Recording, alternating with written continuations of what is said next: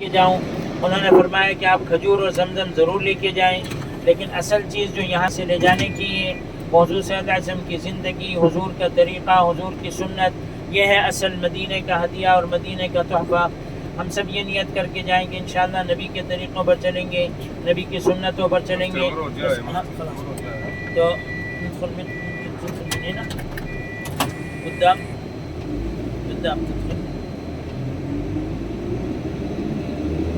تو ہم سب یہ نیت کریں کہ انشاءاللہ نبی کے طریقوں پر چلیں گے، نبی کی سنتوں پر چلیں گے.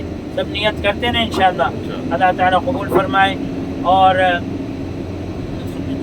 اچھا، وہ مسجد کاتبیہ یہاں تھی ہمارے لیفٹ سائڈ پہ، جہاں وہ صحابی کی قبر ملی، نعش ملی تھی، اور 15 سال پہلے پھر ان کو جنت البقیع میں منتقل کیا تھا.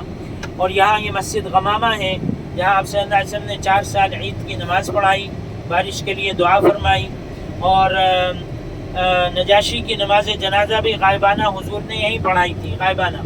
تو یہ مسجد غمامہ الٹے ہاتھ پر ہے، یہ بلڈنگ کے پیچھے، یہ بلڈنگ سامنے جو نظر آ رہی ہے اس کے پیچھے وہ مسجد غمامہ ہے.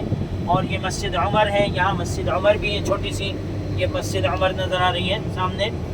تو حضور صلی اللہ علیہ وسلم نے 4 سال وہاں عید کی نماز پڑھائی، اور نجاشی کی نماز جنازہ بھی حضور نے غائبانہ وہاں پڑھائی.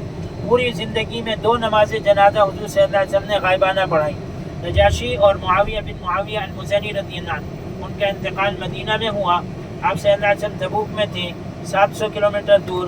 تو جبریل علیہ السلام آئے، زمین پہ بر مارا، زمین بالکل فلیٹ ہو گئی. آپ صلی اللہ علیہ وسلم نے ان کا جنازہ دیکھا، ان کی نماز جنازہ پڑھائی. تو یہ مسجد غمامہ ادھر ہی ہے سامنے. تو یہ جو البیک والے ہیں وہ بھی ادھر ہی اتر جائیں، ادھر سے زیادہ دور نہیں ہے، یہاں سے آپ جا سکتے ہیں. اور کیونکہ پھر ادھر جائیں گے، دار الہجرت اس طرف ہے، دار النعیم تو وہ بھی ادھر ہی ہے. ادھر تو آپ دیکھ لیں کوئی سامان وغیرہ آپ کو گاڑی میں